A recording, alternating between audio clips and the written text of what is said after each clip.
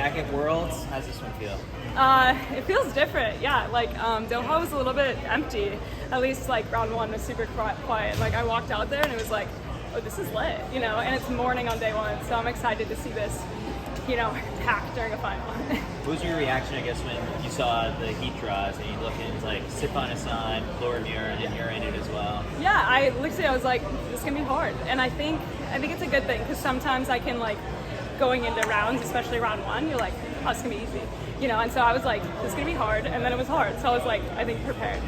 Yeah. Positioning wise, I guess, how did you want to execute this one? Because you were like tucked in the middle for a lot of it, and like 2 laps ago, I think it started to move up. Yeah, I think just staying really patient the first 800 because it really doesn't matter until probably 2 laps to go. So yeah, I just got thrown around a little bit, and then probably with like 600 ago, I was like, okay, you should probably like get wide, don't get boxed in. But it really kind of came down to that last like 100, and like I don't know, going in, Mike was like, let's not even make a race plan. Let's trust your instincts because they're right, you know? And so I really just trusted like my last 3 and like just kind of made dramatic moves the closer the finish got. 403 is what it took for you to win to USA's. That's what you ran in the first round. I mean, for you, you've run faster than that a couple times this season. Like, has that felt like easier, I guess, getting into the low 4s? It's weird. I think it just really depends on the race. Like, USA's felt like a jog. Like, I thought we were going to cross the line and say like 410. Just because that's how easy it felt, and because I think I was just so ready. And then today felt like 355. I just didn't feel good today, you know, because I'm like peaking for the final. So yeah, it really depends, but depends on how I'm feeling. But yeah, and even 416, like it's always when you PR you feel great, like you're like, so yeah.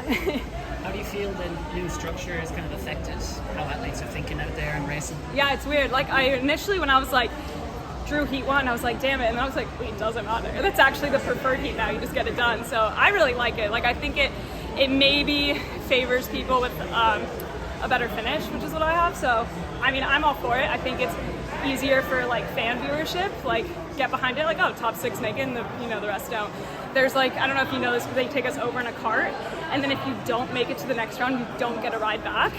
So it's like, you honestly just do it to get a ride back, like at that point. How is that cart ride over there from the warm-up area? Yeah, it's interesting, it's fun. There's like a camera and a mic in it, so we were joking, we're like, is this like carpool karaoke? Like, but it's cool. I think it's like, I hope they show some of it, because I think it's cool content. Like, you know, we're the top people in the world that have to sit together on this golf cart to the start line. Like, that's hilarious. Who did you sit with? It was actually interesting. They pretty much picked the top 6. It was like me, Stefan, Laura, Abby Caldwell from Australia, like, and then Lucia Stafford. So I think they did it by like put the top people in this car, and then I don't know. Yeah.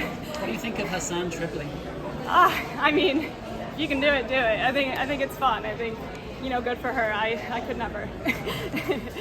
So you set the American record in Monaco in the mile. Yeah. But like the way we do records is basically it's men's record or women's record. You don't identify as woman, so like how does that make you feel being placed in that category? Like do you feel like they should change the names at all, or what? No, I mean, I think people just call me like you don't really call like the American record holder, you're the man American, you know, like I get called the American record holder. That's very gender affirming, it's genderless. But yeah, I mean, the women's category is the category I compete in. I've been in this category my whole life, and like I am non-binary, so I have the like kind of privilege to like I claim both. And so when, you know, when it's like the women's 1500, I'm like, it's not as jarring to me, so I'm like, yeah.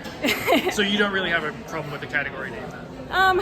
I mean, no, because what's the other option? I mean, I compete in the women's category because there's 2 categories, and that's, you know, there's no non-binary category, and like it's a category I've competed in my whole life, and I still feel comfortable in it, you know, when it comes to my gender identity. So do we have a long way to go in making space for everyone? Absolutely, but like, I don't know, maybe we can even just come back to language. Like, instead of calling it men's and women's, you could call it like, I don't know.